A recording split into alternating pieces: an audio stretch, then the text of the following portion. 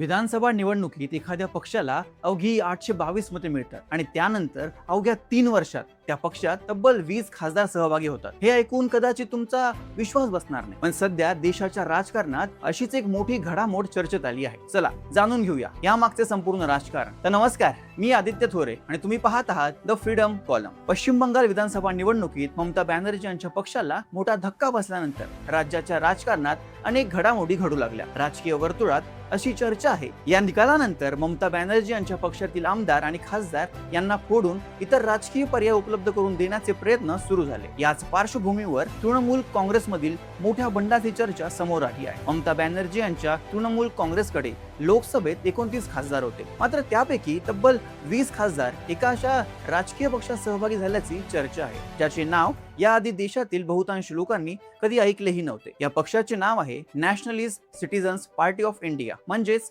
NCPI। विशेष म्हणजे हा पक्ष मूळचा त्रिपुरा राज्यातील असून त्रिपुरा विधानसभा निवडणुकीत या पक्षाला अवघी 822 मते मिळाली होती, अशी माहिती समोर आली आहे। NCPI हा पक्ष शेली कुंडू यांच्या नेतृत्वाखाली काम करतो, मात्र अचानक 20 खासदार या पक्षात सहभागी झाल्यामुळे NCPI ची चर्चा आता थेट राष्ट्रीय पातळीवर होऊ लागली आहे। राजकीय घडामोडीनुसार तृणमूल काँग्रेसमधील या 20 खासदारांनी NCPI च्या माध्यमातून NDAला पाठिंबा देण्याची भूमिका घेतली आहे। यामुळे केंद्रातील भाजप नेतृत्वाखालील NDA ची ताकद आणखी वाढल्याचे बोलले जात आहे। तर दुसरीकडे तृणमूल काँग्रेसच्या संसदीय ताकदीला मोठा धक्का बसल्याची चर्चा सुरू आहे। एका छोट्या प्रादेशिक पक्षाला अचानक राष्ट्रीय राजकारणाच्या केंद्रस्थानी आणणारी ही घटना ठरली आहे। आता पुढे या खासदारांचे राजकीय भविष्य काय असेल? NCPI खरोखरच राष्ट्रीय राजकारणात मोठा खेळाडू बनेल का? आणि सर्वात महत्त्वाचे म्हणजे या मोठ्या धक्क्यातून ममता बॅनर्जी यांना सावरता येईल का? याचे उत्तर येणारा काळच देईल। तुम्हाला काय वाटतं, ममता बॅनर्जी या धक्क्यातून सावरू शकतील का? तुमचे मत कमेंट मध्ये नक्की सांगा। व्हिडिओ आवडला असेल तर लाईक करा, चॅनलला सबस्क्राईब करा